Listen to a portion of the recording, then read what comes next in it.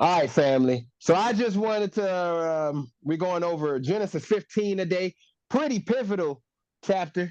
This is where the Most High is going to be making this covenant here with Abraham, our patriarch. And this is basically starting right off after Genesis 14, where he was whooping down them kings and whatnot and saving his nephew Lot. So we're going right past that into the next adventure in Abraham's life here. So without further ado, brother, just start us off with just verse number 1. And so we can go ahead and get this party started. After these things, the word of the Lord came unto Abram in a vision, saying, Fear not, Abram, I am thy shield and thy exceeding great reward. All right, family. Now, before we get into the meat of this verse, let's address the elephant in the room.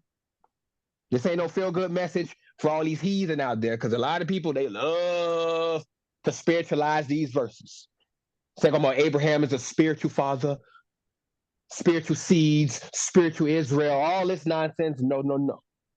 We're going to go ahead and get that out of the way. This is a specific covenant between the Most High and our forefather Abram, who would later become Abraham, the father of our nation Israel. Physical seed here. We're talking about the physical. There ain't no spiritual seed, no spiritual Israel, no church replacing us or anything like that. This is all about Abraham. Okay? So, after these things, that's what we're doing right now. That's what we're going to talk about. So, what things are we talking about? Like I said before, these are just coming right after Abraham whooped those kings and rescued his nephew Lot. Our man Abram just flexed on them heathens, showing the power that the Most High gave him. But now he's probably thinking, dang, are those kings going to come back for revenge? That's where the Most High steps in with this vision here. Now let's break down this vision.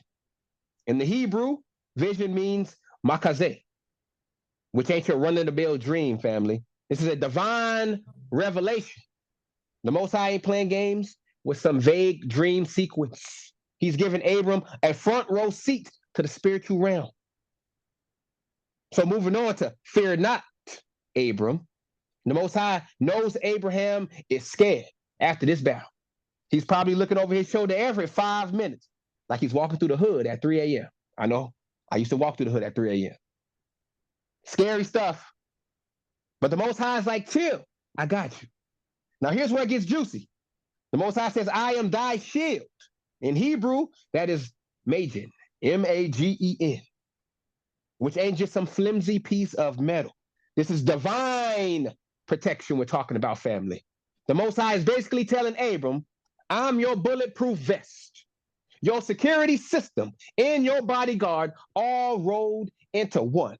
If we go over to Psalm chapter 3 in verse number 3, this backs me up what I just said. Again, that is Psalm chapter 3 in verse number 3. Whenever you're ready, brother. But thou, O Lord, art a shield for me, my glory, and the lifter up of mine head. Y'all see that? That's what the Most High is to his people, not to all these heathen out here who claiming that they know the Most High. Nope, it's to his people. Because we going through it right now, family. We need a shield. We need something to protect us from these heathen, from the system they have set up to keep us on the ground, on the bottom. And that's what the Most High is. He's reminding us right here in this verse, I am your shield. Your money is not your shield. Your actual security system ain't your shield. You can have all the guns in the world, but they pale in comparison to the Most High Yah. But wait, there's more. The Most High says, in thy exceeding great reward. So he's not only just a shield to us, but he is an exceeding great reward. Now, to all those prosperity gospel pushers out there, sit down and shut up. This ain't about getting a new Benz or a mansion out there. The Hebrew word here is sakar, which is about wages, compensation, or price. The Most High is saying, Abram, I'm not just protecting you, I'm paying you too. But guess what, family? This payment ain't in worldly riches. It's in spiritual currency. Most High ain't worrying about these worldly riches out here like the heathen is. The Most High is talking spiritually here, family. Spiritual payment. Think about it like this. Abram just turned down the spoils of war from the king of Sodom in Genesis 14. Let's go read it.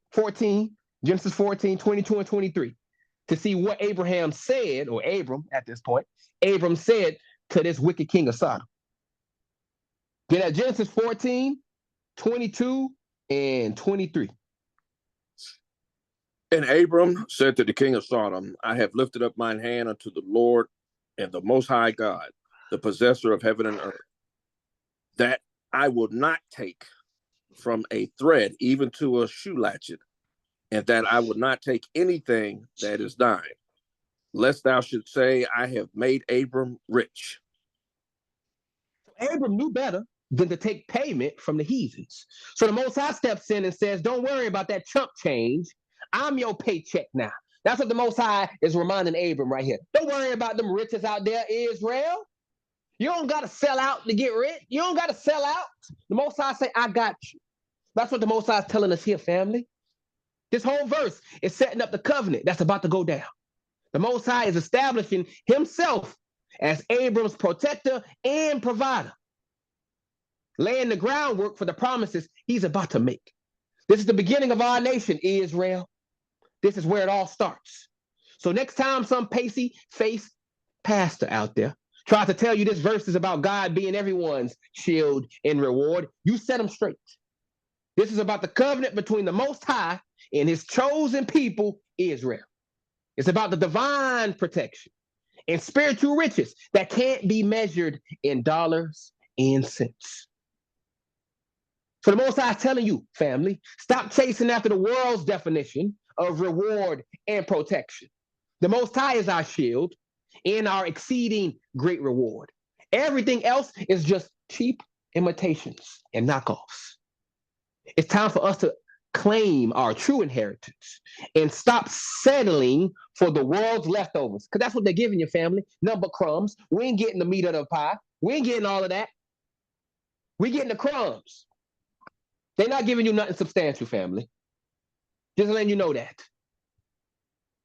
Remember, if we go over to Deuteronomy 14 and 2, remember who you are, family, because this is what the Most High says about you. Deuteronomy 14 and 2, brother. What does it say? For thou art a holy people unto the Lord thy God. Mm-hmm. And the Lord hath chosen thee to be a peculiar people unto himself above all the nations that are upon the earth. So we are the chosen ones, family. The true Israel, not the church, not the Christians. We are black people scattered to the four corners of the earth. The Negroes, colored, whatever they want to call you nowadays. We are the true people. We got to start acting like it. Stop acting like the heathen wants you to act and start acting like the Most High wants you to act. So let's keep it moving. Let's move on to verses 2 and 3 of Genesis 15 to find out some more, to get some more of the spiritual meat.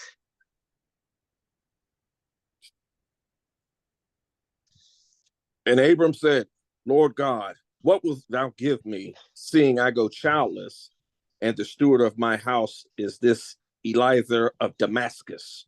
Mm-hmm. And Abram said, behold, to me thou hast given no seed, and lo, one born in my house is mine heir. So y'all see this? So let's break this down piece by piece. So first off, we got Abram questioning the Most High about this whole exceeding great reward from the previous verse. He's like saying, hey, yo, Most High, that's all well and good, but what's the point if I don't have a son to pass on this inheritance to? So in Abram's mind, having a biological heir was everything, because without a son to carry on his legacy, all these promises and rewards from the Most High will be for nothing. And you know what? Abram had a point. After all, the covenant the Most High made with him was about establishing a great nation through his seed.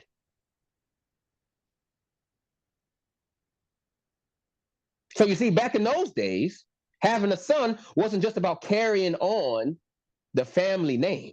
It was about securing your legacy and ensuring your inheritance didn't get passed on to some random stranger.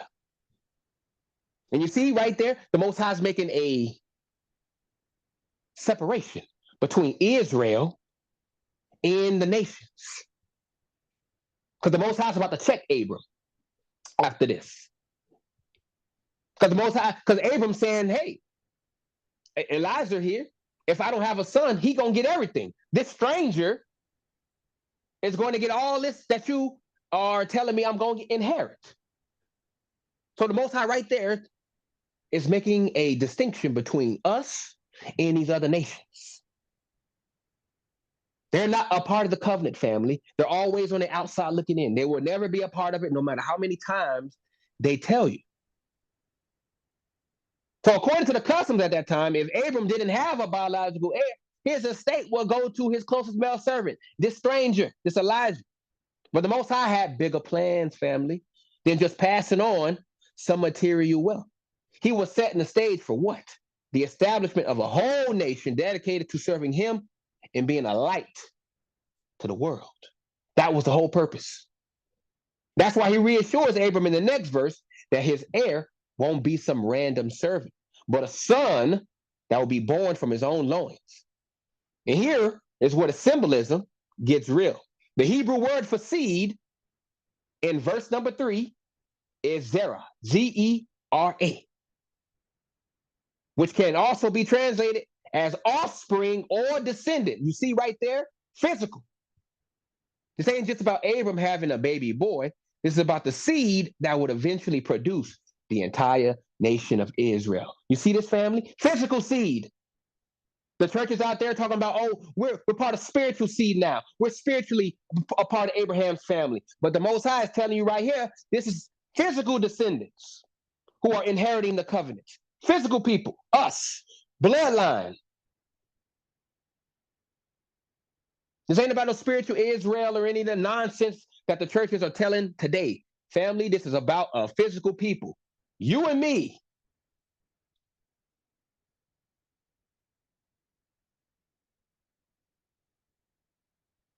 So when you got these Israelite camps out there trying to tell you that this interaction was about Abraham or Abram doubting the Most High's power or questioning his promises, you got to tell them to take a hike, family, because this was Abram expressing his righteous desire to fulfill the covenant and produce the seed that will one day become the Most High's chosen people. Family, it's a reminder that our purpose as Israelites isn't just about securing physical wealth or worldly inheritance. We're talking about a spiritual inheritance that extends far beyond any individual life. Why? Because we're the seeds planted by the Most High to grow into a mighty nation that will one day rule and reign with Christ himself. That's why today we can't get caught up in this prosperity gospel nonsense, because you have all these pastors out there. All they're talking about is sowing the seed, sow the seed, and the Most High gonna bless you. And all you're doing is making them rich. Because our people are focused on the physical and not the spiritual. The true reward, family, is the promise of being part of that holy seed, that chosen lineage destined to inherit the earth and establish the kingdom of God on this planet. That's what we're looking past. We look at past the physical. We go into the spiritual, of being part of this kingdom at the end. This is what the Most High wants y'all to understand. Stop focusing on the money aspect. Money come and go, but spirit is eternal. The Most High is going to give you that and some. That's what he's reminding Abraham here. Don't worry about that small chump change. I got you, son. I got you. And family, at the end of all this, he got you. You're going to be showered with riches you can never fathom in your day-to-day life today. You ain't going to have to worry about money ever again. Nothing. No more worrying about rent due. No more worrying about light bill due, gas bill too. No. None of that. No more worries, family. Hakuna Matata. That's why Lion King said that. Hakuna Matata. So if you go over to Galatians 3 and 29, which the churches love messing up, we'll see what Abram was talking about, or what the Most High was trying to get Abram to see. If we go to Galatians 3 and 29, what does it say? And if ye be Christ's, then are ye Abram's seed and heirs according to the promise. Abram's seed, that same seed we talking about in verses 2 and verses 3. Physical seed, family. Physical seed. We're the heirs to the promise. The promises were made to Israelites, Abraham's physical descendants. That's the real promise we should be chasing after. Not some fleeting material gain, but the spiritual riches of being joint heirs with the King of Kings himself. So the Most High, family, he wants you to embrace your true identity and live up to the calling set before us by our forefathers. We're not just some random group of people like the heathen like to say. Y'all just black people. You're just colored people. African American, Caribbean, Bahamian, Brazilian, Colombian, Mexican. Black people are all over this planet, family. And they call us by different names. We got different tongues, different languages, different cultures, because we raised up in these heathen cultures and customs. But the Most High wants you to come back to your true identity, your true customs. Why? Because we're the chosen seeds destined to rule and reign in the kingdom to come. So it's time for us to stop playing church. Time for us to really get in this book and understand what the Most High wants us to be. Because all of this is a blueprint on how the Most High wants you guys to act in 2024, today. This wasn't just some ancient stuff, family. This applies to us even in this day, as we're going to see later on in this chapter.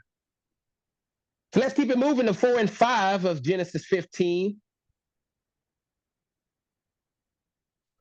And behold, the word of the Lord came unto him, saying, This shall not be thy heir, but he that shall come forth out of thine own bowels shall be thine heir.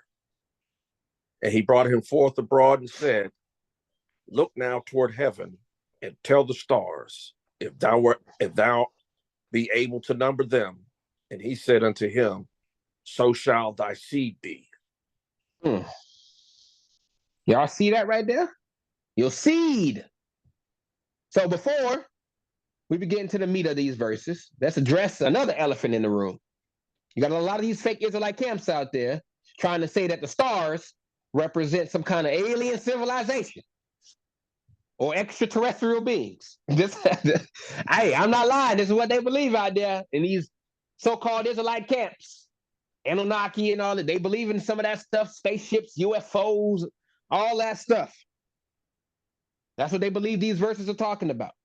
But family, that is not what it's talking about. The Most High ain't talking about no little green men from Mars here. He's speaking in spiritual symbolism. And we're about to break it all the way down right here. So first off, the Most High is shutting down Abram's idea of making his servant Eleazar the heir.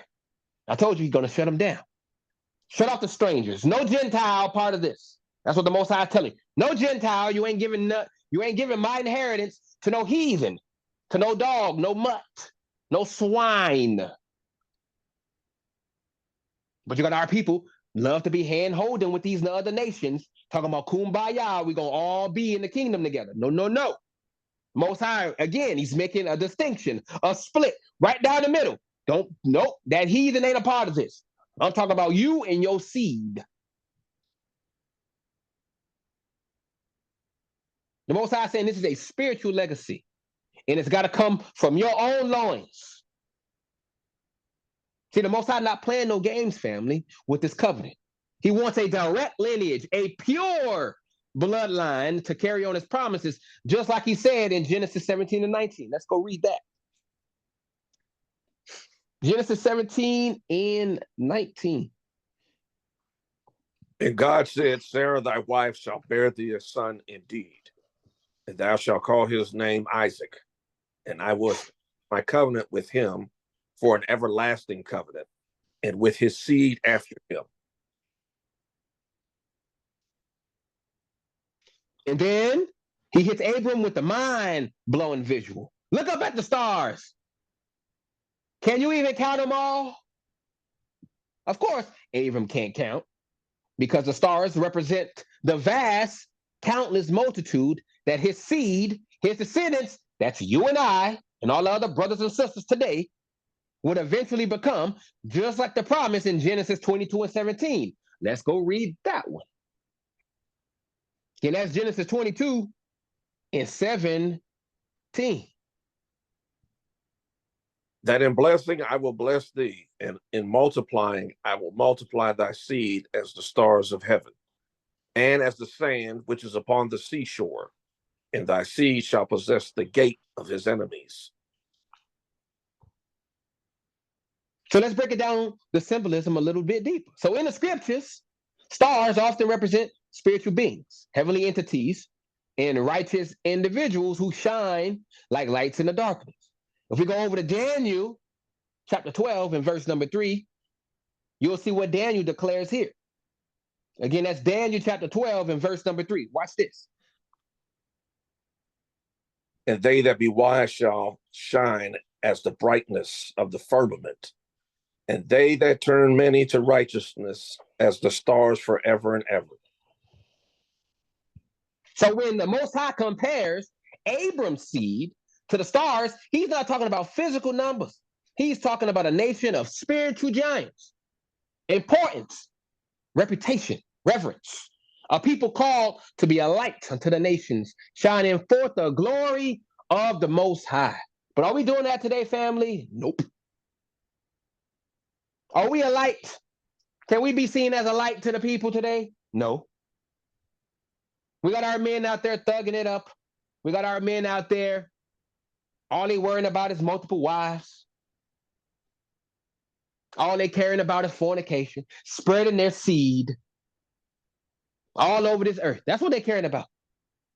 You got the women twerking it up, independent, all about me, me, doing their own thing. We're not coming together, family. So the nations are looking at us from the outside and shaking their heads, as they rightfully should, because we are not what the Most High wants us to be at this point in time. We are an embarrassment. I'm just going to go ahead and go out there and say we are an embarrassment to the Most High Yah. The Most High Yah is face palming right now. As a people, we ain't where we should be. That's just the truth. That's just the God honest truth. We ain't where we should be. That's why we get made fun of. That's why the heathen don't take you seriously. That's why they put you, every time they put you in a role, you either gay or you with a heathen. You rarely ever see Israelite with an Israelite in these movies anymore. You don't see black love no more. You're a joke. That's why in every movie, the black man is usually the comedic relief. Like Tyrese in Fast and the Furious. Ludacris is comedic relief. But the white folks, they're the serious ones. They're the ones who get things done.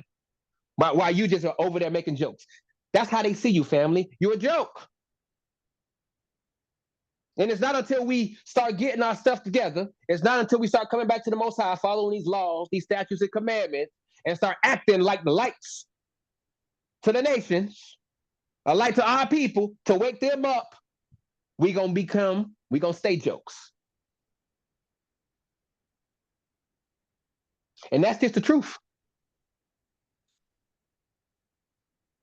So family, this ain't no ordinary promise. The Most High declaring that Abram's lineage will produce a whole nation of kings and priests, a royal priesthood set apart to represent kingdom of heaven on earth, like Peter said in 1 Peter 2:9. I know I keep harking on this, but hey, y'all need to understand. 1 Peter 2:9. Just so y'all know what the Most High expects of you. What's it say, brother? But ye are a chosen generation, a royal priesthood, a holy nation, a peculiar people, that ye should shew forth the praises of him who hath called you out of darkness into his marvelous light. Talking about a seed family that would eventually birth prophets, judges, and even the Messiah himself. So you see, when these backslidden Israelites try to reduce this verse to some pseudo-scientific mumbo jumbo about aliens and galaxies, they're missing the entire spiritual significance of what's going on here. This is a divine promise, family, a heavenly proclamation about the eternal destiny of the children of Israel as laid out if we go over to Isaiah 51 and 16. Look what the Most High said to Isaiah. Isaiah 51 in verse 16. What's it say? And I have put my words in thy mouth, and I have covered thee in the shadow of mine hand, that I may plant the heavens, and lay the foundations of the earth, and say unto Zion, thou art my people. Zion. Did he say the church? Did he say Caucasians, Asians, and all these other different nations? Nope, he said Zion. That's you, family. That's you, black people. You the Zion. No matter if you accept it or not, you want to call him a sky daddy or whatever, you Zion. That's why you're getting whooped right now. That's why you're getting the beating of epic proportions right now, because you Zion. And the Most High trying to get you straight. You are my people. He ain't say nobody else. You are my people. And it's not just about sheer numbers. Just like Daniel said earlier, as the stars forever and ever speaks of. When the Most High says Abram's seed will be as countless as the stars, he is saying your descendants are going to reign and rule. They're going to have dominion over the earth and shine forth my glory to the nation. We're going to rule the whole earth, family. That's your spiritual inheritance.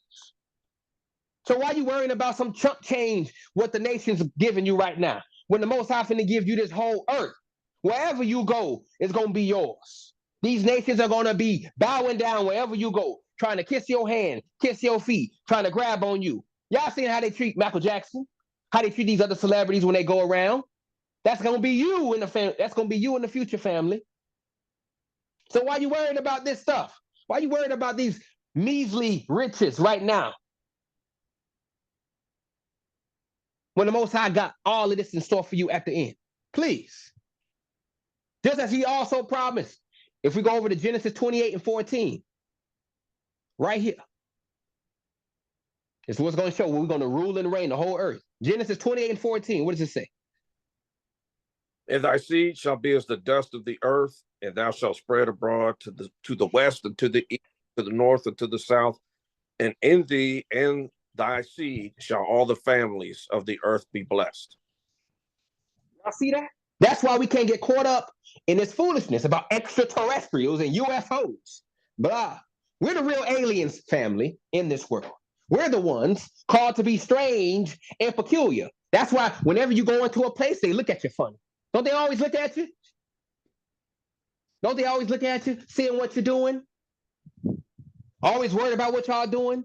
Black folks talking, aren't they coming up in there being nosy? What you guys talking about? Because we aliens to them, family. We're shining like stars in the midst of this spiritual darkness, representing a heavenly kingdom that ain't of this world. And if you go over to Titus 2 and 14, watch what Titus declares here. Again, that's Titus 2 and 14.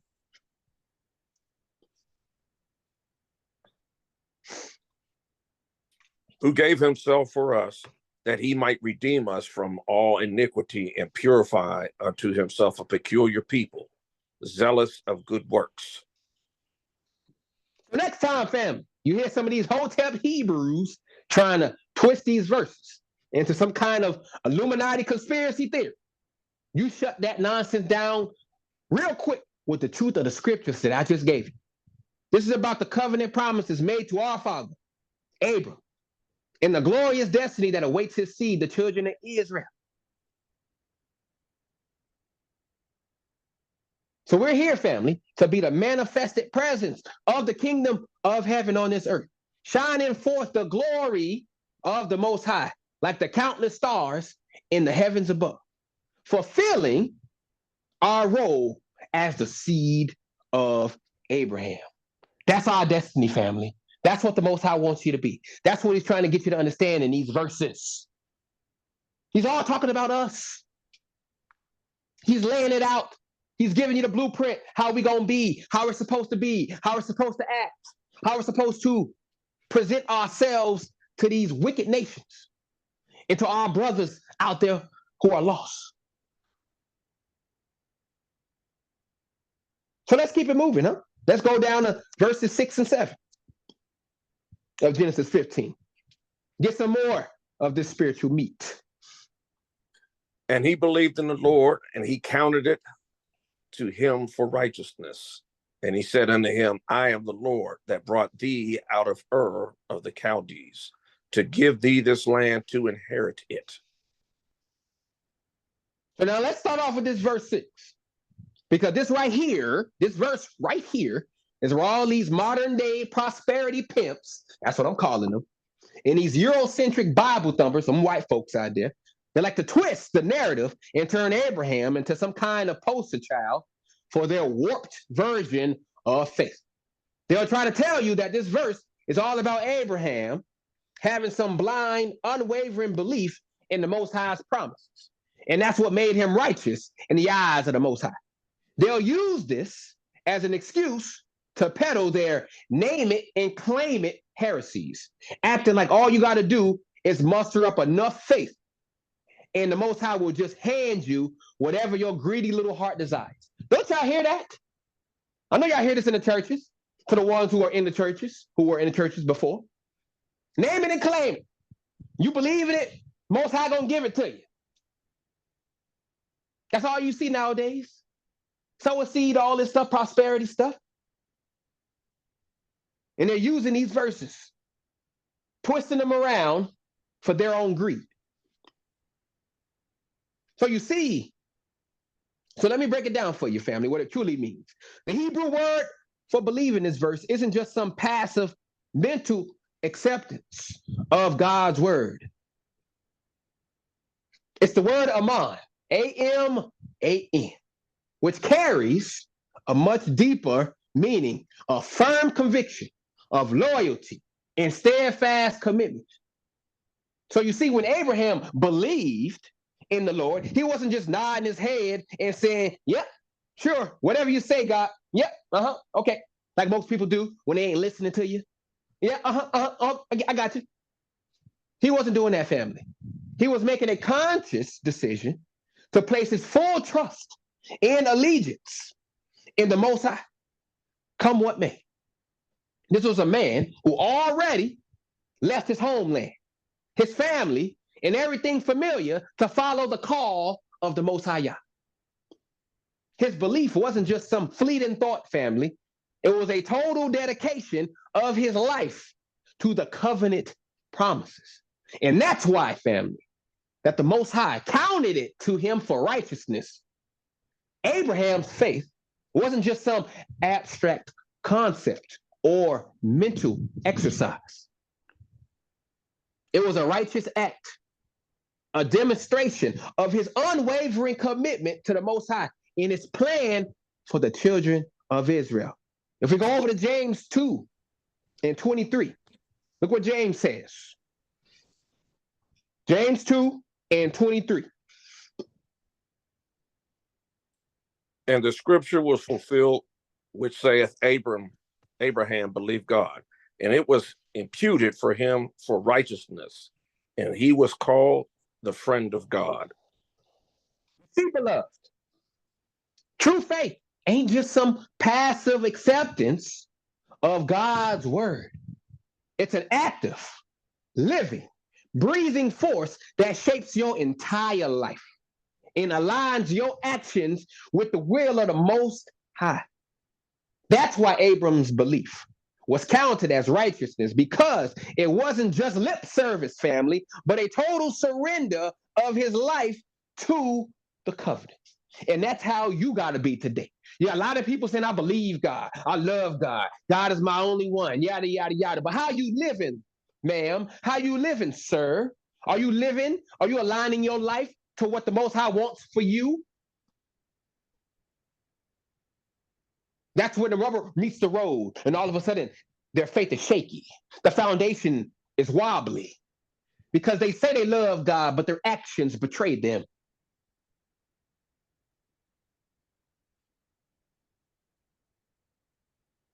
How you say you love God, but you're not following his laws? You're out there saying, oh, the laws are done away with, like the Christian church is saying. The laws are done away with. Those are for the Israelites back there in the Old Testament. Yes, sir. Laws are done away with. They are not done away with, family. Why would the Most High go through all the trouble? Why would the Father go through all the trouble of making these laws to just say, hey, F it? Does that make any sense? The Most High says, I don't change. So when they say the laws are done away with, that means he changed, which would effectively make this whole Bible null and void because he lied. But we know he don't lie, family, because these laws are still here. That's the faith right there, family. The faith is saying you love God, but actually following through. 1 + 1 = 2. Faith and works. Faith and works, family. So, and then we get to verse number 7, where the Most High reminds Abraham of the journey he's been on and the purpose behind it all. He says, I am the Lord that brought thee out of Ur of the Chaldees to give this land to inherit it. Now, let's break this down for a second here. Ur of the Chaldees wasn't just some random pit stop on Abraham's travels. No, this was the epicenter of pagan idolatry, a cesspool of false religion and spiritual wickedness. And the Most High called Abram out of that mess, separating him from the unclean ways of the heathen nations. You see, family, this ain't just some heartwarming story about a man following the Most High's call. This is a spiritual blueprint for how the children of Israel, a pattern for how we're supposed to live as a set-apart people, distinct from the ways of the world. The Most High is calling us for separation, family. Just like the Most High brought Abram out of Ur, he's called us out of the spiritual Babylon that surrounds us today.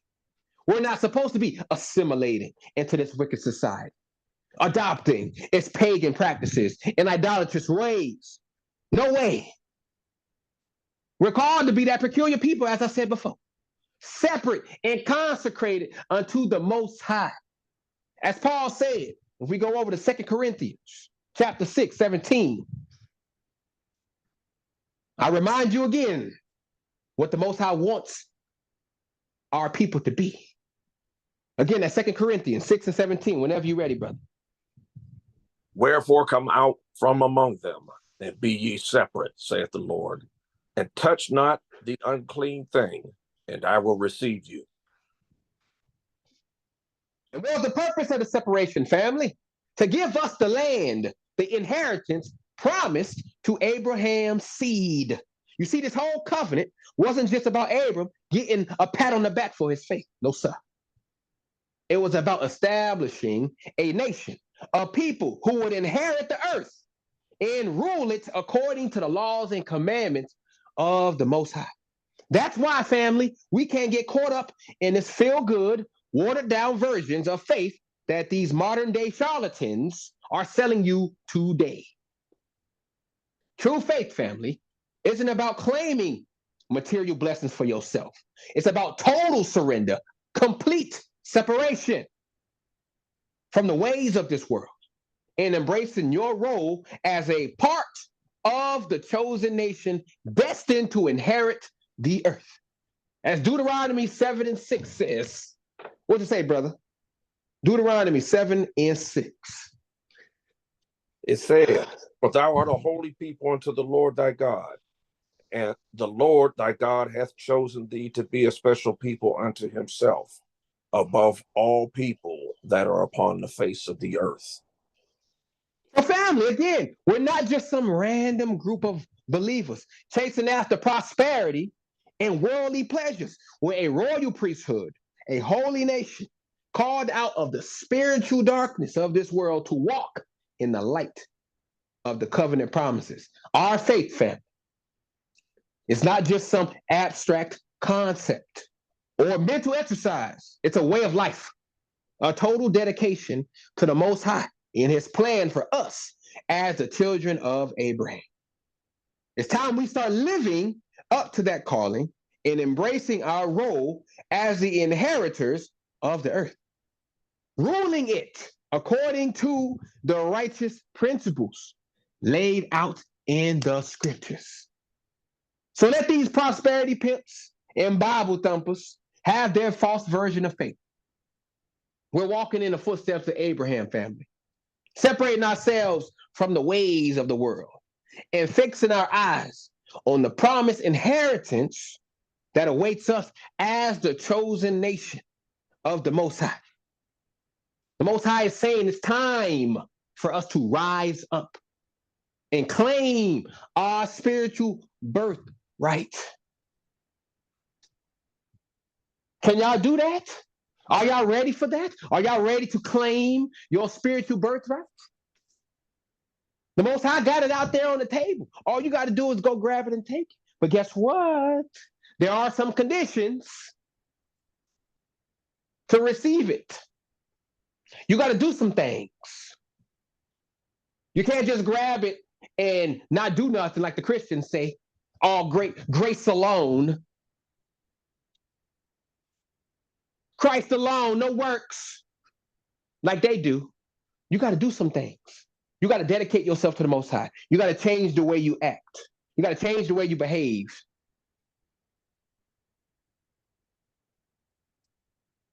You got to follow this blueprint that the Most High is putting out for his people. It ain't hard, family. His yoke is very light. This world system, their yoke is heavy. Because look what you got to do to get money. Look what you got to do in order to make it here. You got to sell out. You got to do all kinds of cool things in order for you to make it here as an Israelite. You see it all the time. Just look at your celebrities. Just look at the politicians. Look at them. Look what they have to do. Look how they have to act in order for them to get money, in order for them to be successful in this system. The Most High put them there as an example, family, of what not to do. He's showing you every day. You just got to open up your spiritual eyes and see it. This money ain't nothing, family. Pay your bills and move on. But everybody wants to they want to have this lifestyle on social media, showing off that they're in front of this island and showing off they're in front of that island and showing off in front of this fancy car and wearing fancy clothes and having fancy purses and fancy this and fancy that and fancy houses, fancy Chinaware, all this stuff. And for what? What is it going to do when you die? When the Most High takes his spirit from your nostrils, where's it going? It ain't going to follow you to the grave. So why are we putting all our eggs in that basket? The Most High telling you, hey, follow me and trust me. At the end, I'm going to give you your reward. Let these other people have their reward. You get your reward at the end, family. So let's keep it moving, huh? Genesis 15, 8 and 9. We're going to get some more nuggets. And he said, Lord God, whereby shall I know that I shall inherit it? And he said unto him, take me a heifer of 3 years old, and a she-goat of 3 years old, and a ram of 3 years old, and a turtle dove, and a young pigeon. So let's start with verse 8. It says, and he said, Lord God, whereby shall I know that I shall inherit it? Now, at first glance, this might just seem like old Abraham asking for some reassurance about inheriting the promised land. But we can't be taking things at face value when it comes to this word now, can we? Y'all should know me by now. There's levels to this, layers. So let's peel it back, family. You see, when Abraham says, whereby shall I know, the Hebrew word for know ain't just talking about some surface level understanding, family. We're dealing with the word yada, Y-A-D-A. which carries a deeper meaning of experiential knowledge and intimate awareness in revelation. So Abraham wasn't just looking for some casual confirmation or symbolic gesture from Yah. This man had already sacrificed everything to follow the call of the Most High. He was seeking a profound, tangible revelation of the fullness of the covenant promises. Just like Jeremiah 9:24 says, if we go over there and read that real quick. Jeremiah 9:24. What does that say? It says, but let him that glorieth glory in this, that he understandeth and knoweth me, that I am the Lord, which exercise loving kindness, judgment, and righteousness in the earth. For in these things I delight, saith the Lord. You see that knoweth in there, that yada. Abraham was after that deep experiential knowledge of the Most High in his plan for the children of Israel. He wanted to yada, or know, to intimately understand the inheritance that was being promised to his seed. And how does the Most High respond? By giving him a living, breathing representation of that inheritance in the form of the animals and birds listed in verse 9. So let's break this down piece by piece, because every detail here carries profound spiritual significance. So first up, those three mature animals, the heifer, the she-goat, and the ram. In the scriptures, the number 3 represents divine completeness, perfection, in the full manifestation of the Most High's will. Just like Ecclesiastes 4:12 tells us. If we go over to Ecclesiastes 4:12. And if no one prevail against him, 2 shall withstand him, and a threefold cord is not quickly broken. So right off the bat, family, we're dealing with fully developed, mature representations of the Most High's covenant promises right here. But it doesn't stop there. Oh no. These 3 animals are symbolic of the nation of Israel itself, the chosen people destined to inherit the earth. So the heifer here represents what? Strength, endurance, and fruitfulness of the nation. Just like if we go over to Hosea 4:16, it says it right here. Again, that's Hosea 4:16. For Israel slideth back as a backsliding heifer. Now the Lord will feed them as a lamb in a large place. Fruitfulness. The she-goat represents or symbolizes the multitude, the vast flock that will come from Abraham's seed, just as promised, as we already read in Genesis 22:17, where it says that in blessing I will bless thee, and in multiplying I will multiply thy seed as the stars of the heaven and as the sand which is upon the sea shore. In the ram, that's a clear picture of what? Leadership, authority, and dominion, a foreshadowing of the kings and rulers that would arise from the lineage of Israel, just like Ezekiel 34:23 and 24 says.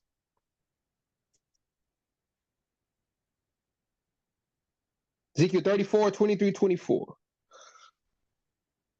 And I will set up one shepherd over them, and he shall feed them, even my servant David. He shall feed them, and he shall be their shepherd. And I, the Lord, will be their God, and my servant David a prince among them. I, the Lord, have spoken it. You see, beloved, these 3 animals, it's not just some random critters that the Most High picked out of a petting zoo. They're a vivid representation of the nation of Israel. Strength, multitude, leadership, all key components of the promised inheritance. But we can't forget about those 2 birds, the turtle dove and the pigeon. In the scriptures, birds are often symbolic of spiritual beings, heavenly messengers in the move of the Holy Spirit, like we see if we go over to Matthew 3:16. Again, that's Matthew 3:16. And Jesus, when he was baptized, went up straightway out of the water. And lo, the heavens were open unto him, and he saw the Spirit of God descending like a dove and lighting upon him. So when you combine these two birds with the three animals, you get a full, complete picture of the fullness of the inheritance promised to Abraham and his seed, a vast nation of people, led by strong and righteous rulers, imbued with the power and guidance of the Holy Spirit, destined to rule and reign over the earth as the manifested presence of the Most High's kingdom. That's the profound revelation Abraham was seeking, not just an empty religious ritual or symbolic gesture, but a tangible, experiential understanding, deep knowledge, family, of the covenant promises that was laid out for the children of Israel. So we have to start living up to that calling of being heirs to that promise. We can't be caught in these shallow, superficial interpretations of the word. It's time for us to dig deep into the spiritual meat, to yada, the fullness of our inheritance as the royal priesthood and holy nation chosen by the Most High. We're the inheritors of the covenant promise made to Abraham, Isaac, and Jacob. The Most High is telling us to rise up and walk in the fullness of that calling, manifesting the kingdom of the Most High on this earth and ruling it. So let these religious hucksters out there, these Bible thumpers, have their empty rituals and meaningless symbolism. We're tapped in to the deep spiritual truths laid out in the word, unlocking the hidden mysteries and stepping into our destiny as the rulers and inheritors of the earth. Period. This is how we have to read the book, family. We can't just read it like a Harry Potter novel. We can't just go straight through. No. Each word has a significance. Each verse has significance. You can't just read it like a story. You gotta go here. You gotta go over there. You gotta go here and go over there. All these scriptures are connected as one. This book is living. It's breathing. They're all connected. You have to find the connections. Other people, these other nations, they don't want to find the connections. They're fine with their watered down interpretations. But you should not be fine with it. You should want to learn more. You should want to dig deep. You should want to understand what the Most High is truly saying in these verses.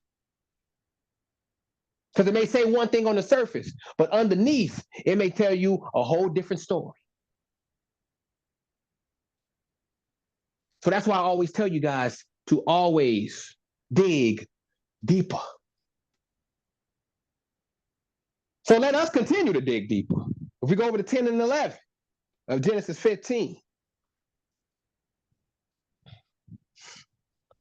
And he took unto him all these, and divided them in the midst, and laid each piece one against another, but the birds divided he not. And when the fowls came down upon the carcasses, Abram drove them away. So now, at first glance, this might seem like just another random account of animal sacrifices and ancient rituals. That's what you normally would see if you just read it with a surface level. But let me tell you, there's nothing random or superficial about the word of the Most High. As I told you before, every single detail of these verses carries profound spiritual significance. And you know, I'm about to break it all the way down. So first things first. These Bible thumpers, these Eurocentric Bible thumpers, that is, they try to reduce these verses to some meaningless, bloodthirsty ritual. That's what they see. That's what they see here. But that's a whole lot of cap, family. They're missing the entire spiritual essence of what's going on here. You see, when the Most High instructed Abram to divide these animals and lay the pieces one against one another, He wasn't just giving him a DIY tutorial on ancient butchery. No, sir. This was a vivid, symbolic representation of the covenant being established between the Most High and the children of Israel. You see, in the scriptures, the act of cutting or dividing something often represents the making of a covenant or solemn agreement. If we go over to Jeremiah 34, 18 and 19, you'll see this here.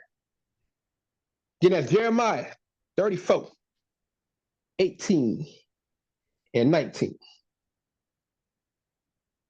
And I will give the men that have transgressed my covenant, which have not performed the words of the covenant, which they had made before me, when they cut the calf in twain and passed between the parts thereof.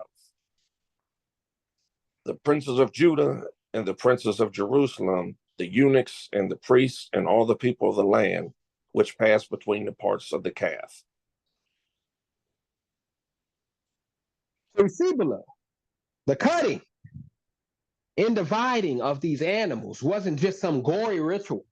It was a visual representation of the covenant between Most High and Abraham's seed, a solemn agreement that will be sealed in blood, just like the covenant at Mount Sinai was sealed with the blood of sacrificial animals. If we go over and read that in Exodus 24 and 8.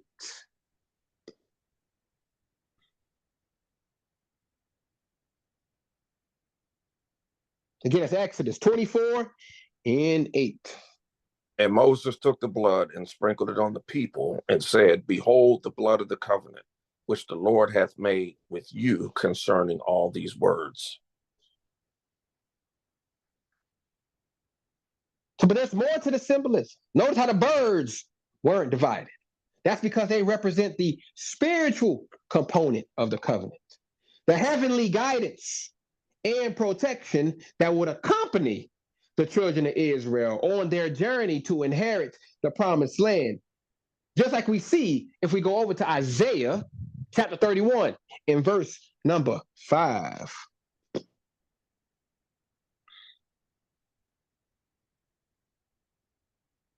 Again, it's Isaiah 31 in verse number 5. As birds flying, so will the Lord of hosts defend Jerusalem. Defending also, he will deliver it, and passing over, he will preserve it. So the divided animals represent the physical, earthly aspect of the covenant, the promise of a vast nation, rulers, and an inheritance of land. But the undivided birds, they symbolize the spiritual, heavenly dimension, the move of the Holy Spirit, and a divine protection that would guide and guard the children of Israel on their path to fulfilling their destiny. So when we get to verse 11, where it says, when the fowls came down upon the carcasses, Abram drove them away. These fowls ain't just talking about some innocent little birdies coming to snack on the leftovers. Oh no, in the spiritual world, these fowls represent the forces of darkness, the spiritual wickedness that would seek to defile and desecrate the covenant promises made to Israel. How do we know this? Revelation 18 and 2 gives you further insight on this right here. Revelation 18 and 2. And he cried mightily with a strong voice, saying, Babylon the Great is fallen, and is become a habitation of devils, and the hold of every foul spirit, and a cage of every unclean and hateful bird. Boom, shakalaka. These fowls, family, these unclean spiritual influences were trying to swoop in and devour the very representations of the covenant, the divided animals and undivided birds. But what did Abraham do? He drove them away, family. He stood firm in his role as a spiritual gatekeeper, protecting the integrity of the covenant promises from being defiled or corrupted by outside forces. And that's exactly what we, as the seed of Abraham are called to do in this present age, family. We can't allow ourselves to be bamboozled by the lies and deceptions of this wicked world system. We got to be like Abraham, driving away the fowls, the unclean spiritual influences that seek to distort and defile the promises laid out for us in the covenant.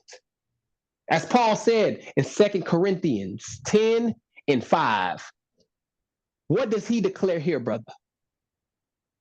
Again, that is 2 Corinthians chapter 10 and verse number 5. Casting down imaginations and every high thing that exalted itself against the knowledge of God, and bringing into captivity every thought to the obedience of Christ.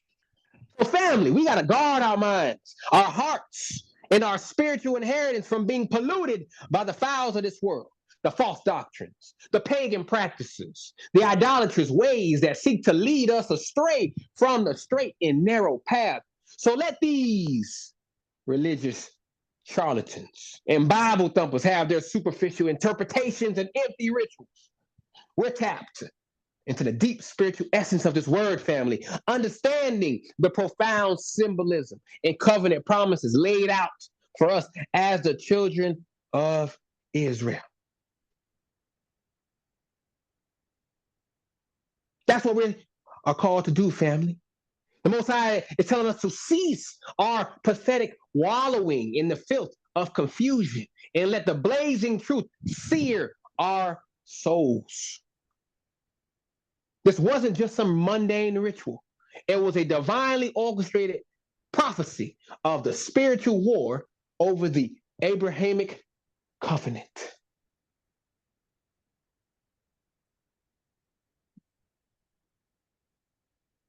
It's time for us to rise up, family. Claim our spiritual birthright. No more playing games. The time for playing games is long gone. This is a war for your very soul. These heathen will not stop until they destroy you physically and spiritually. Are you going to let them? Are you going to let them corrupt your children? Are you going to let them corrupt your mind, your soul, your spirit? Are you going to let them lead you astray off the path to the kingdom? Or are you going to drive these people away like Abraham did to those birds and tell them to get out? Go away. You are not welcome here.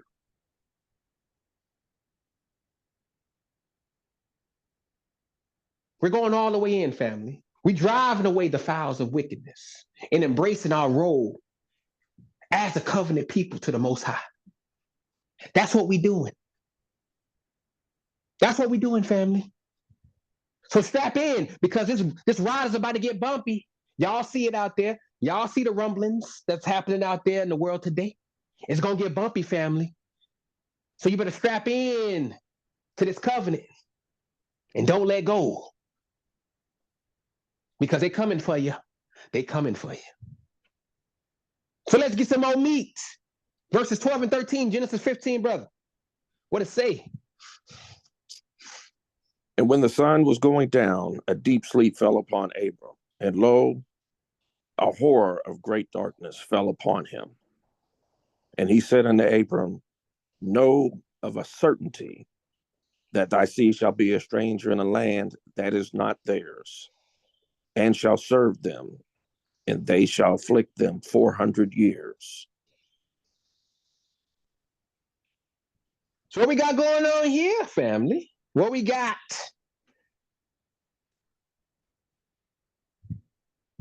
So we got a lot of these Bible scholars, these mainstream Bible scholars, that's trying to reduce this passage to some quaint bedtime story or historical footnote, or that's what they're doing, family. They straight up tripping.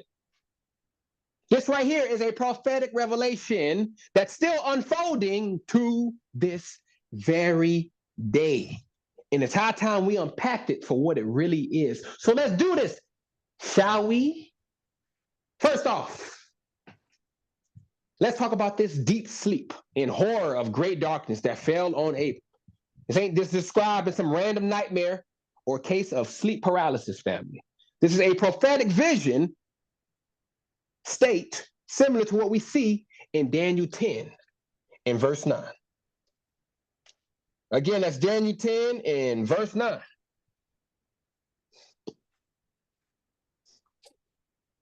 Yet heard I the voice of his words. And when I heard the voice of his words, then was I in a deep sleep on my face, and my face toward the ground. So the Most High was about to drop some heavy truth on Abraham. And he needed him in a state where his natural senses wouldn't interfere with the spiritual revelation. So that horror of darkness, that's the weight of the prophecy about to be laid on him. A foreshadowing of trials and tribulations his seed would face. Now pay close attention to verse 13, because this is where it gets real. The Most High tells Abram, know of a surety that thy seed shall be a stranger in the land that is not theirs, and shall serve them, and shall afflict them 100 years. Y'all catching this right here? This ain't just about some ancient history lesson about Egypt. This is a prophetic pattern that's been playing out over and over and over again in the history of our people. If we go over to Exodus 12, 40 and 41. Real quick. Exodus 12, 4, 40 and 41. Now the sojourning of the children of Israel who dwelt in Egypt was 430 years. And when it came to pass at the end of the 430 years, even the selfsame day it came to pass, that all the hosts of the Lord went out from the land of Egypt. So you see here. So let's break it down a little bit more. So you see, thy seed shall be a stranger in a land that is not theirs. Remember, I told you this is a pattern. It's not just specifically about Egypt, specifically. It's a pattern. The Most High is foreshadowing. The Most High does a lot of foreshadowing. The Most High is showing you how our people are going to be in captivity after captivity after captivity. He's giving you a blueprint of how these captivities are going to be. So the seed shall be a stranger in a land that's not theirs. This is talking about the displacement and scattering of the children of Israel. Not only from Egypt, but you had the Assyrian, Babylonian captivities, to the Roman diaspora, right up to the transatlantic slave trade, family. Our people have been strangers in strange lands our whole life. Our whole life. Even in the promised land, you had the judges. We kept getting captured and going to other people's lands. It's a pattern, family. It's a pattern. The Most High is showing you how we're going to go in and out of captivity. And we shall serve them. This ain't just about physical slavery, though. That's part of it. This is about economic, cultural, and spiritual servitude. Look around today, family. How many of our people are still serving the systems and ideologies of our oppressors? We still got our people out there in Christianity. We still got our people in Islam. We got people in Buddhism. We got people in Mormonism. We got Jehovah's Witnesses. We celebrating Christmas, Thanksgiving, Valentine's Day, New Year's Day, all pagan holidays. Got nothing to do with the Most High Yah. We still doing it, family, even to this day. And they shall afflict them 400 years. Again, I already told y'all about these numbers before in other chapters. Don't get caught up on the literal time frame. And prophetic language, numbers often represent spiritual principles rather than exact chronology. So the number 400 symbolizes a time of trial and preparation. It's the same principle we see if we go over to Acts 7, 6 and 7. Again, Acts 7, 6 and 7. Watch this. Same stuff. And God spake on this wise, that his seed shall sojourn in a strange land, and that they should bring them into bondage and entreat them evil 400 years. And the nation to whom they shall be in bondage will I judge, said God. And after they shall come forth and serve me in this place. So you see, beloved, this prophecy isn't just about ancient Egypt. It's a recurring pattern in our history, a cycle of displacement, servitude, and affliction that's been repeating itself right up to our present day today. But here's the kicker. Just like the children of Israel came out of Egypt with great substance, if we go over to Exodus 12 and 36, we'll see that. Exodus 12 and 36. And the Lord gave the people favor in sight of the Egyptians, so that they went unto them such things as they required, and they spoiled the Egyptians. So there's always a promise of restoration and redemption at the end of these cycles of affliction, family. If we go over to Isaiah 61 and 7, what does Isaiah declare here? That's Isaiah chapter 61 and verse number 7. What does Isaiah say here? For your shame ye shall have double, and for confusion they shall rejoice in their portion. Therefore in the land they shall possess the double. Everlasting joy shall be unto them. See that, family? Promises. Promises of restoration and redemption. So what does this mean for us today, living in this so-called modern day Egypt, this Babylonian system? It means we need to wake up and recognize the prophetic times we're living in. We're in the midst of that horror of great darkness, that time of affliction and servitude. But just like our ancestors in Egypt, we're being prepared for a great exodus, a return to our true identity and destiny as the chosen people of the Most High. It's time for us to stop playing church, stop trying to assimilate into this wicked world system, and start preparing ourselves for the greatest redemption story this world has ever seen. We need to be like the children of Issachar. How so? Let's go to 1 Chronicles 12 and 32. How was the children of Issachar here? 1 Chronicles 12 and 32. First Chronicles.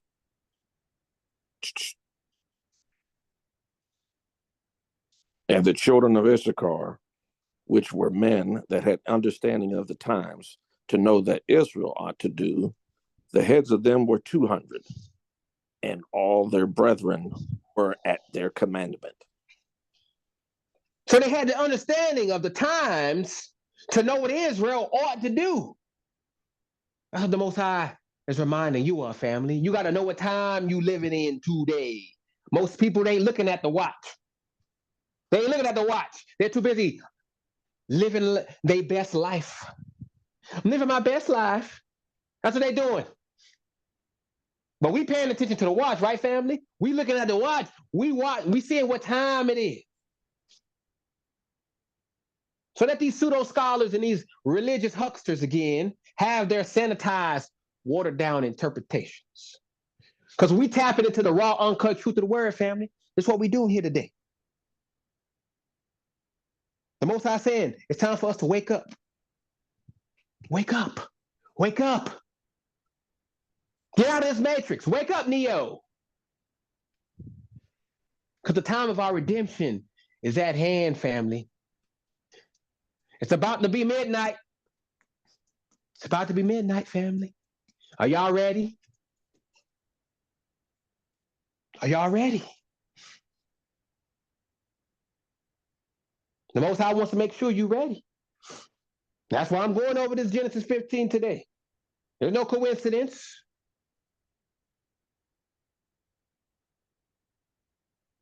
So let's continue to get ready. We go over to 14 and 15. See more of this prophecy. And also that nation whom they shall serve will I judge. And afterward shall they come out with great substance. And thou shalt go to thy fathers in peace. Thou shalt be buried in a good age, old age. Y'all see that? We got more. We got more understanding. So let's break this down piece by piece, family. And also that nation, which whom they shall serve, will I judge. Now pay attention here. The word judge in Hebrew is din, D-I-N, which doesn't just mean to pass sentence. No, sir. It carries the weight of executing justice, of setting things right. The Most High ain't talking about some slap on the wrist here, family. He's promising to bring the full weight of his divine justice against those who have oppressed his chosen people. This ain't just about ancient Egypt, folks. It's deeper. It goes on. This is a recurring theme throughout our history. Just look at Babylon, Rome, and all these modern day oppressors today. The Most High's judgment is coming, and it ain't going to be pretty. How do we know? Isaiah 13:11 would tell you. Again, it's Isaiah chapter 13, verse 11. What does that say? And I will punish the world for their evil, and the wicked for their iniquity, and I will cause the arrogancy of the proud to cease, and will lay low the haughtiness of the terrible. This is what's happening for them, family. They think they're going to just skate by. Nothing going to happen to them. Oh, that was my ancestors. You can't blame me for what my ancestors did. I didn't have any slaves. Don't worry. It's coming. So moving on. Afterward shall they come out with great substance. Now this right here is the part that gets me fired up. Why? Because the Hebrew word for substance is rekush. That's R-E-K-U-S-H. Rekush, which means property, goods, or wealth. But don't get it twisted, family. This ain't just talking about material riches. When our people came out of Egypt, yes, they took gold and silver, but more importantly, they came out with something far more valuable, the knowledge of the Most High, the laws and commandments, and their identity as the chosen people of the Creator. In these last days, family, as we're coming out of this modern day Egypt / Babylon system worldwide, we're gaining far more precious than gold. We're reclaiming our true identity, our heritage, and our divine purpose. As Proverbs 8:10-11 say, if we go over there real quick and read this, what our brother Solomon had to say. Proverbs 8:10-11. Receive my instruction, and not silver, and knowledge rather than choice gold. For wisdom is better than rubies, and all the things that may be desired are not to be compared to it. Y'all see that? You don't need to be getting all this gold. Something far more precious. Wisdom, instruction, knowledge of the Most High. That's more important than any treasures you ever gonna find on this earth. Now it says, and thou shalt go to thy fathers in peace. Thou shalt be buried in a good old age. Now don't let these smooth talking prosperity preachers fool you. This ain't no promise of a cushy life and an easy death. The Hebrew word for peace, as we should know, is shalom, which means completeness, wholeness, and fulfillment of purpose. So the Most High is telling Abram that he'll complete his mission, fulfill his purpose before he transitions. In that good old age, in Hebrew, that is Sebah Tobah, which implies not just longevity, but wisdom and respect. So this is a promise that our father Abraham would live to see the beginnings of the covenant promises fulfilled, that he'd walk in his purpose and leave a legacy for generations to come, as we are here today. So now let's bring this home to our present reality, family. We, the true Israelites in 2024, are living in the midst of this prophecy's fulfillment. We're serving in strange lands. under oppressive systems. But make no mistake, family, judgment is coming on these nations that have afflicted us. We're in the process of coming out with great substance, not just material wealth, but the priceless treasure of our true identity and divine purpose. And just like Abraham, we're called to walk in that purpose, to fulfill our mission as the chosen people of the Most High. So stop chasing after the weak and beggarly elements of this world. No, F it. Stop trying to assimilate into a system that's under divine judgment. It's time to reclaim our heritage, to walk in our purpose, and to prepare for the greatest exodus. I repeat, the greatest exodus this world has ever seen. As Deuteronomy 28:13 so declares. Again, that's Deuteronomy 28:13. What does it say about what's going to happen? And the Lord shall make thee the head and not the tail, and thou shalt be above only, and thou shalt not be beneath. If thou that hearken unto the commandments of the Lord thy God, which I command thee this day to observe and to do them. The judgment of these nations is at hand, family. Our redemption, it draws near, and the kingdom is on its way. So what are some modern examples of these nations facing judgment for their oppression of his people? Let's go, shall we? How about we do that? So first off, let's talk about this so-called land of the free, America. Where we at today? Where I'm speaking from. Built on the backs of our enslaved ancestors. This nation's been living high on the hog for centuries. But look at it now. Economic instability, social unrest, y'all see it. Natural disasters, left and right. Tornadoes, floods, hurricanes, blizzards, all this stuff happening. You think that's just a coincidence, family? Nope, that is divine judgment starting to rain down. Jeremiah 30:16, your favorite verse, brother, says it plain. Jeremiah 30:16, what does it say, brother?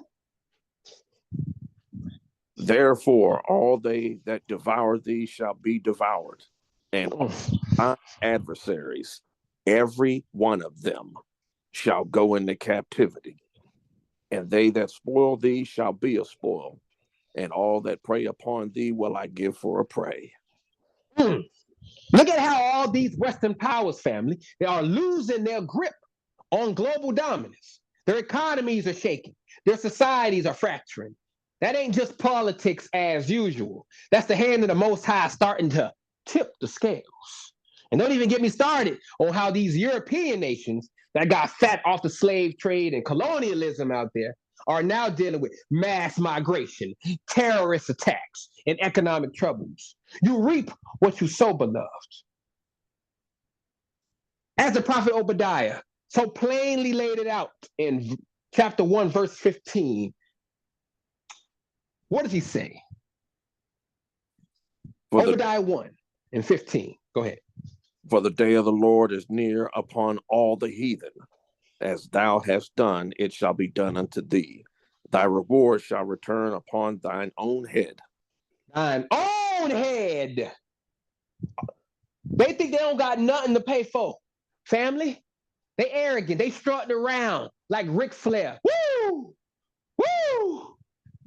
Like ain't nothing gonna happen to them but the Most High preparing judgment. Each second of every day, it's starting to shake. It's starting to wobble. You see the white folks. They getting antsy out there. They don't know what's going on. They get antsy, family. I haven't seen so many white folks get antsy. So you know something's up. And that's the Most High. Even in the so-called Holy Land over there, where they have set up that counterfeit Israel, you see constant conflict, instability, and international condemnation. None of the people like Israel over there, that fake Israel. That ain't no promised land, family. That's a ticking time bomb of divine judgment. But here's the real talk, family. This judgment ain't just about destruction. It's about setting things right, about the Most High clearing the way for the true children of Israel to rise up and take our rightful place. My favorite verses in the Bible, Isaiah 14, 1 and 2. I really love these two verses. Again, that's Isaiah 14, 1 and 2. For the Lord will have mercy on Jacob, and will yet choose Israel, and set them in their own land. And the strangers shall be joined with them, and they shall cleave to the house of Jacob. And the people shall take them, and bring them to their place. And the house of Israel shall possess them in the land of the Lord for servants and handmaids. And they shall take them captives, whose captives they were, and they shall rule over their oppressors. That's the end of the story, family. Slaves. Don't look at that flowery language of servants and handmaids. Slaves. Let's just go ahead and say what it is. Slaves. Just like they put us as slaves, they're going to be our slaves. Except we ain't going to beat them or lynch them or any of that stuff that they did to us. But they're going to damn sure going to follow our instructions. When we say jump, they're going to say, how high? Yes, sir. It's happening, family. These nations' days are numbered. The judgment's already started. Just look around. And it's only going to intensify. Our job is to stay woke, stay righteous, and prepare ourselves to step into our divine destiny when the Most High fully flips the script. So watch closely, family, because the kingdom is coming.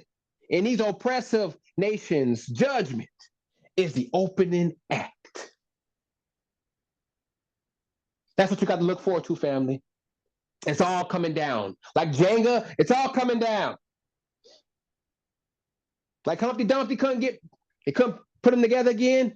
Same way with all these nations. Future Humpty Dumptys. So let's get some more knowledge, though. Back to Genesis 15, 16 and 17. But in the fourth generation they shall come hither again, for the iniquity of the Amorites is not yet full. And it came to pass that when the sun went down, and it was dark, behold, a smoking furnace and a burning lamp that passed between those pieces. So let's dissect this piece by piece. But in the fourth generation, they shall come hither again. Again, family, don't get caught up on the literal 4 generations here. In Hebrew prophecy, numbers, again, often spiritually symbolize spiritual principles. The number 4 represents completeness or fullness of time. The Hebrew word for generation here is dor, D-O-R, simple, which can also mean an age or a cycle. So what the Most High is saying is that there's a set time for our people's captivity in return. It ain't about counting literal generations, family. It's about divine timing. If we go over to Habakkuk, chapter 2, and verse number 3, Habakkuk gives us further insights. Again, that's Habakkuk chapter 2, in verse number 3. For the vision is yet for an appointed time, but at the time it shall speak and not lie. Though it tarry, wait for it, because it will surely come. It will not tarry. Patience, family. Patience. Most High know what he's doing. He cooking up something great. You don't rush the chef in the back. Let him marinate. Let him do his thing. That's what the Most High doing. He marinating everything right now. It's going to taste delicious when the Most High is ready to prepare this epic meal to the world. It's going to be delicious to the children of Israel, trust me. But to just wait for it, family. It's coming. It smells good, though, don't it? I can smell it from the kitchen. So continuing on, for the iniquity of the Amorites is not yet full. Now this right here, pay attention to. The word iniquity in Hebrew is avon, A-V-O-N, avon, which means perversity, depravity, or moral evil. So the Most High is saying he's got a limit to how much wickedness he'll tolerate before bringing judgments. And don't think for a second this is just about some ancient Canaanite tribe. It happened. Those are the people he was talking about. They were in the land when we came out of Egypt. He was waiting for their iniquity to get full. The Amorites also represent all the nations that occupy and defile the land promised to Israel. So in our context today, it's all these oppressive systems and nations that have been afflicting our people. Remember, we are scattered to the four corners of the earth. We are in every nation under the sun. They have all been oppressing us. They're all spiritual Amorites. And the Most High is just waiting for their wickedness, their sin cup to fill up until he brings the hammer. If you go over to Revelation 18, 5 and 6, Prophet John echoes the same principle. Again, that's Revelation 18, 5 and 6. For her sins have reached unto heaven, and God hath remembered her iniquities. How much? 6. Okay. Reward her even as she rewarded you, and double unto her double according to her works. And the cup which she hath filled to her double. See that? We're waiting for that cup to fill up, family. Waiting for the sins to reach him. That's when he gonna move, family, and not a second before. It's all about divine timing, the Most High letting this thing slow cook until it's ready to be served. Continuing on, it came to pass that when the sun went down and it was dark, behold, a smoking furnace and a burning lamp that passed between those pieces. Now pay close attention here. The smoking furnace in Hebrew is Tanur Ashan, which symbolizes judgment and purification. The burning lamp is Lapid Esh, representing divine guidance and the presence of the Most High. So this vision right here is showing the dual nature of the Most High's covenant with us, judgment for the wicked and guidance for his people Israel. It's the same principle we see in the pillar of cloud and fire that led our people out of Egypt. If we go over to Exodus 13 and read 21 and 22 to see that in action. Exodus 13, 21, 22.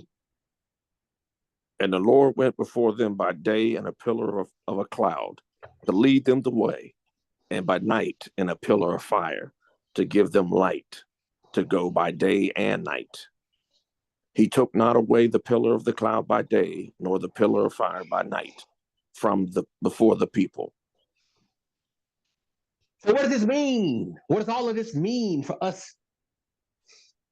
So in our modern context, this smoking furnace represents the judgment that's coming on these oppressive nations and systems that we are under. The burning lamp is the awakening and guidance that's leading us, the true Israelites, back to our heritage and destiny. That's why we're waking up, family. That's that burning lamp. That's that burning lamp. This book, the Most High is giving us revelation. Our people are waking up all over this earth. Y'all see it? Every day there's a new Israelite coming into their heritage. A black person saying, I ain't no black person. I ain't no African American. I'm an Israelite.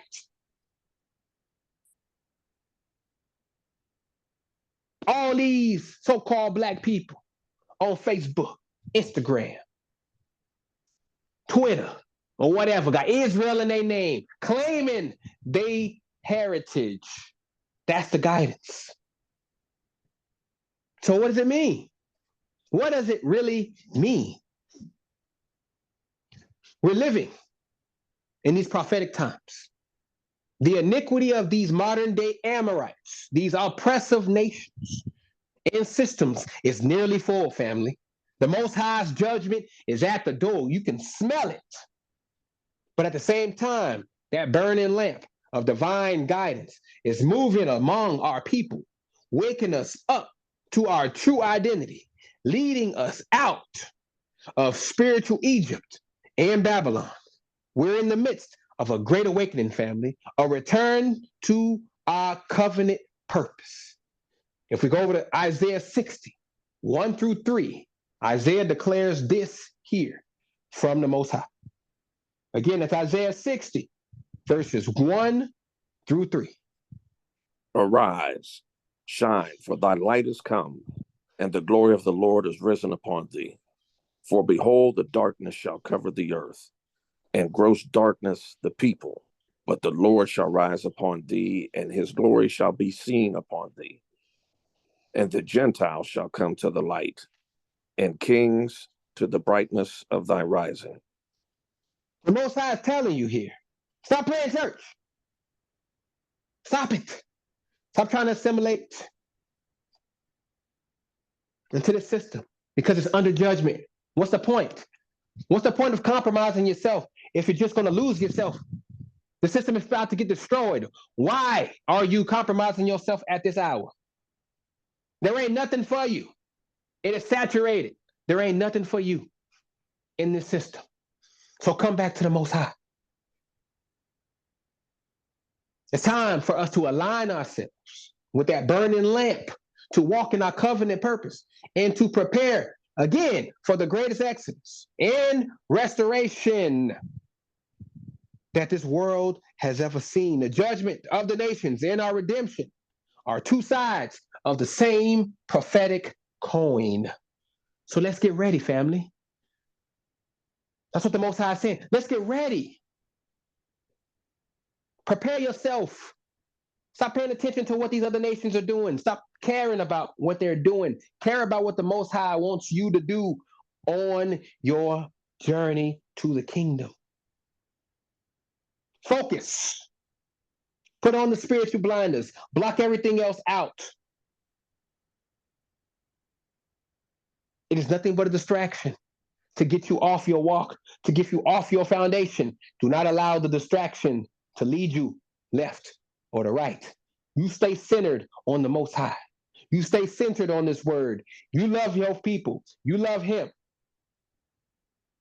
You focus on waking up your lost brethren around the world when you can. If not, keep it moving. Plant the seeds, keep it going. So let us keep it going. Verses 18 and 19. Almost done, family. Almost done. In the same day, the Lord made a covenant with Abram, saying, unto thy seed have I given this land, from the river of Egypt unto the great river, the river Euphrates. The Kenites and the Kenites. 318. 318. 18 is fine. I got you. Yeah, all right, appreciate it. So, in the same day, the Most High made a covenant with Abram. So, the Hebrew word for covenant here is berith. And it ain't no lightweight agreement, family. This is a blood sworn, unbreakable pact between the Most High and our father, Abraham. And guess what? We, as a true Israelites, are the inheritors of this covenant. Paul talks about it, Romans 9 and 4, brother. Let's read it real quick. We got this. It's all us. It's all for us. This whole book is about us, written by us for us. Romans 9 and 4, whenever you're ready. Who are the Israelites, to whom pertaineth the adoption, and the glory, and the covenants, and the giving of the law, and the service of, and the promises. Promises, covenant, all of that, that's ours. You don't see Christians, you don't see Mormons, you don't see Buddhists, you don't see Mormons. Israelites. That's me and you, family. So it continues with Abraham. Unto thy seed have I given this land. He already gave the land. It had people in the land, family. But the Most High say, I give you this land. Unto your seed, your physical descendants, I give this land. Now pay a close attention. The word given in Hebrew is Nathan or Nathan, which is in the perfect tense, because this means it's a done deal, a completed action. The Most High ain't saying he will give the land. He's saying he's already given it.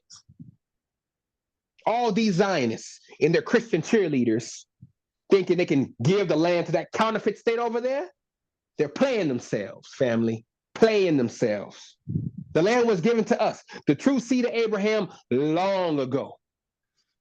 It ain't nobody else to give. That ain't their land. That's the Most High's land. And he gave it to our people long ago.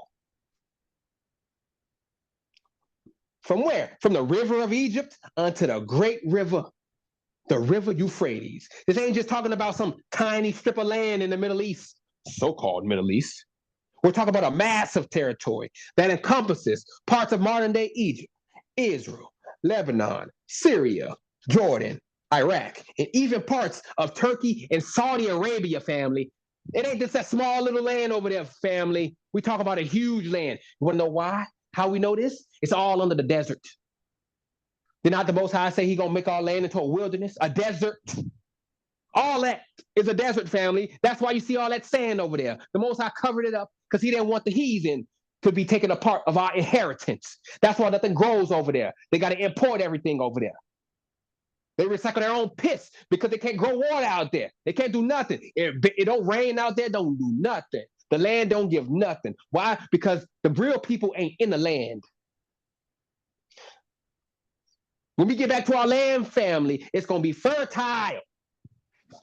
Lush trees all over, valleys, streams of water all over the place. That desert is going to be no more. It's going to be like the Garden of Eden.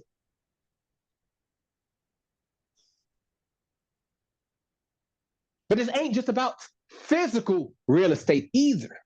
This land represents our divine inheritance, our spiritual authority, and our kingdom destiny. If we go back to Obadiah, chapter 1, and read verse 17, there's this prophecy here. Again, it's Obadiah 1 and 17. But upon Mount Zion shall be deliverance, and there shall be holiness, and the house of Jacob shall possess their possessions. So y'all see all of this? It's all there, family. So we finna go and finish this off. We're going to read 19 through 21. The Kenites and the Kenzanites and the Cadmonites and the Hittites and the Perizzites and the Rephims and the Amorites and the Canaanites and the Girgashites and the Jebusites. The people that's in the land, family, but I'm about to show you something. Blew my mind when I went through all of these. These nations, they all have meanings with their names, but they also represent our obstacles. These are the people that's in the land. These are the obstacles we're going to have to defeat before we get to the land. And I'm about to lay out what each of these nations mean in our modern sense today, because they represent the spirit of the spiritual influences that are in our way, obstacles that are in our way, preventing us from getting our inheritance. So let's break it down. Let's start here with the Kenites. Kenites in the Hebrew means it's Keni, Qeyni, which means smiths or metalworkers. So these Kenites represent those people who forge weapons of oppression and chains of bondage. So like today, the military-industrial complex in these systems of economic slavery that our people have to overcome. That's a spiritual influence that's in our way, that's hindering us today as a people. You got the Kenzanites, or Kenizi in the Hebrew, which is derived from hunter. So their spiritual meaning is those who hunt and prey on the weak and vulnerable. So for us today, these are the predatory institutions that exploit our communities. Payday loans, y'all remember those? Title loans, who are just there to prey upon the ignorant and the poor. to steal their money, steal their possessions. That's who these people represent. That's in our way, keeping us on the bottom, keeping us from prospering as a people economically, keeping us poor. This is what it's doing. You got the Cadmonites, or Cadmoni in the Hebrew with a Q, which means Easterners or ancient ones. And these people represent old, outdated systems, ideologies that resist change. So modern day, these represent stubborn, outdated traditions and beliefs that hold us back, like what? Christianity, Islam, all these other paganism that's all around, that don't change, that tell you the same thing, the same lie over and over and over, keeping you held back, keeping you in spiritual bondage. This is what it means. We got to overcome this in order for us to get into the land. You got the Hittites, which means terror or to prostrate. So this is a spirit of fear and intimidation. Modern day, media-driven fear and systemic intimidation tactics. What do you see on the news all the time? Our people, mainly our people. What does the media do? Love to do? Fear. That's all they do. That's all they promote. Fear, fear, fear. Why? Because it keeps you paralyzed. It gets you not to act. Because that's what scared people do. They don't act. They wait. They become reactive instead of proactive. That's another thing our people have to get over, because our people are a scared people. We fear, fear, fear. You see it on the looks when somebody gets stopped by the cops. You see the fear on their face, not knowing if they're going to make it out of that traffic stop. That's fear. That's something we have to overcome to get to the kingdom. Another aspect. Moving on, we got the parasites. Hebrew, Perizi. And this means belonging to a village or rustic. So their spiritual meaning, small-minded, limiting beliefs. Apply that today. This is the ghetto mentality and self-imposed limitations. This is that crab in the barrel aspect that our people love to be in. Somebody is succeeding and they want to pull you down because they don't want to fight to get out of the barrel. They want to pull you down to their level. Misery loves company. That's how we stay poor, family. That's how we stay in the ghetto, family. We don't want to get out. We don't want to move past the hump. We don't want to get over the hump. We want to stay where it's comfortable. We want to stay where we don't got to do nothing. We have to put in no effort.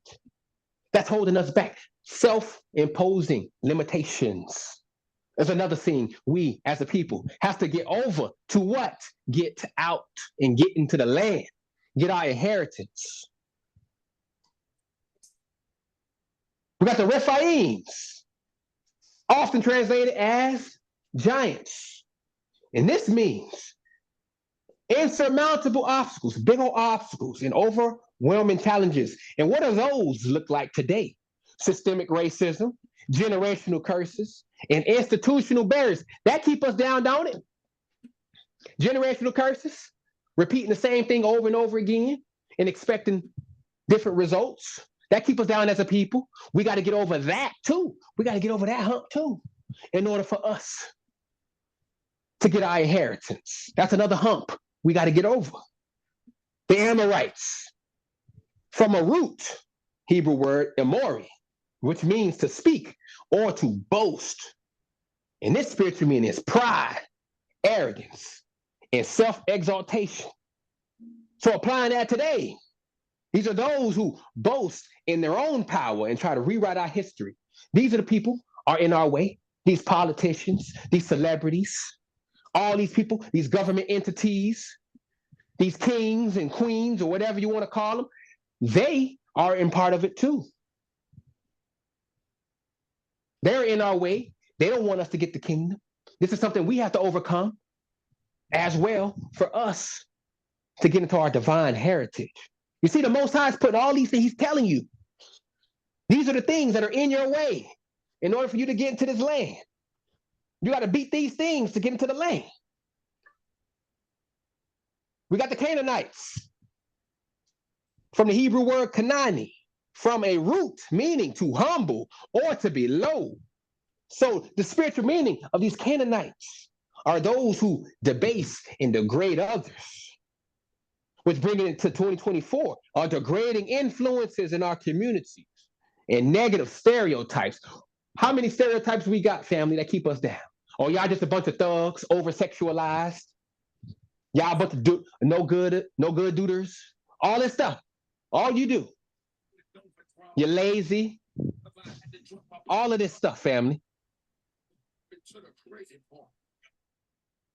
All of this. That's in our way of getting to the promised land. We got to overcome these stereotypes. Most High saying you got to overcome these stereotypes. You got to be what I say you got to be. Not what they say you got to be. You ain't no thug. You are kings and priests. You're a holy nation, set apart. And you got to come into that knowledge in order for you to get into the land. We got the Girgashites from the Hebrew word Gagashi, which means dwelling on clay soil. And they represent materialism, earthly minded. So how does that look for us today? Consumer culture. Oh boy, how many of our people are into that? How many of our people spending they rent money, spending they bill money on designer bags, designer cars, designer house, all this stuff, and staying broke, keeping you on the bottom, keeping you from prospering, keeping you from elevating to where the Most High wants you to be, keeping you in debt. This pursuit of worldly success at the expense of spiritual growth. Our people are so into this. The majority of our people love labels. I got picked on for not wearing Jordans in school. Oh, yes.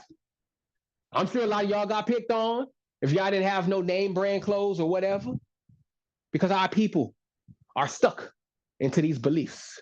It's keeping them on the ground. These heathen are perpetuating these beliefs in our community to keep us on the bottom. They don't want us elevating and taking our heritage back. They don't want us to take our inheritance and get back into the land. They don't want that, family. These are the obstacles, another one that we have to overcome in order for us to make it to the promised land. And last but not least, we got the Jebusites from a root word of Yavusi, which means to what? Trample. And they represent the oppressive systems and ideologies. So how do you apply that today? You got the unjust laws, corrupt governments, and oppressive economic systems that keep us on the bottom. Who make up the prison system in this country? In all the countries we in? Our people. They got to keep you locked up to keep you away from your knowledge, to keep you on the bottom. We got to overcome that too. You see all this? These are 10 things you got to overcome. The Most High did not make this easy, family. This is why the Son, Yahushua, said, he that endureth to the end shall be saved. This is hard. This is 10 things you got to overcome. But if you got the power of the Most High, you got this word on you, you got this spirit inside you, you can overcome anything. These 10 things ain't nothing. You can scratch them right off the list, family. But this is what we have to endure as a people, day in and day out. These 10 things, all here to keep you on the bottom. So the Most High is listing these nations to show us that he's given us authority. I repeat, authority over every spiritual and physical force that's been occupying our inheritance. If we go over to Deuteronomy 7, 1 and 2, watch this. Deuteronomy 7, 1 and 2. Look what the Most High is telling you to do to these obstacles. Whenever you're ready, brother. When the Lord thy God shall bring thee into the land, whither thou go to possess us, and hast cast out many nations before thee, the Hittites, and the Girgashites, and the Amorites, and the Canaanites, and the Perizzites, and the Hivites, and the Jebusites, 7 nations greater and mightier than thou. And when the Lord thy God shall deliver them before thee, thou shalt smite them and utterly destroy them. Thou shalt make no covenant with them, nor shew them mercy unto them. It ain't about physical land, family. This ain't just about that. It's about complete spiritual dominion. The Most High is saying, I'm giving you power over every spirit, every system, every ideology that's been keeping you from your divine purpose. If we go over to Ephesians 6 and 12, it brings this home. Again, Ephesians 6 and 12. What does our brother Paul have to say? For we wrestle not against flesh and blood, but against principalities, against powers, against the rulers of the darkness of this world, against spiritual wickedness in high places. What's the bottom line here, family? We got to stop playing small. The Most High has already decreed our victory over all these forces, seen and unseen. He's saying it's time to rise up in our power of our covenant. Time to take authority over these spiritual forces and reclaim our divine destiny. We're not victims, family. We're victors. We're not just survivors, family. We're conquerors. What does Paul say if we go to Romans 8 and 37? Romans 8 and 37, Paul says this. And if this doesn't put no fire in your spirit, I don't know what to tell you. What does it say, brother? Said, nay, in all these things we are more than conquerors through him that loved us. So get your mind right, Israel. Stop begging for scraps from the oppressor's table. The whole feast, I repeat, the whole feast is ours. It's time to walk in the fullness of our covenant, to exercise our God-given authority, and to prepare for the greatest comeback. I repeat, the greatest comeback this world has ever seen. The land is ours. The victory is ours. The kingdom is ours. Now let's start acting like it. Rise up, Israel. Our time, I repeat, our time is now. And with that, I end my lesson. All praises and great glory to the Most High Yah for this powerful, powerful lesson. I pray you guys were spiritually edified, as was I. And again, Yah willing, we'll be back here next week, same time, same bat channel, with Genesis number 16. With that, I say, shalom.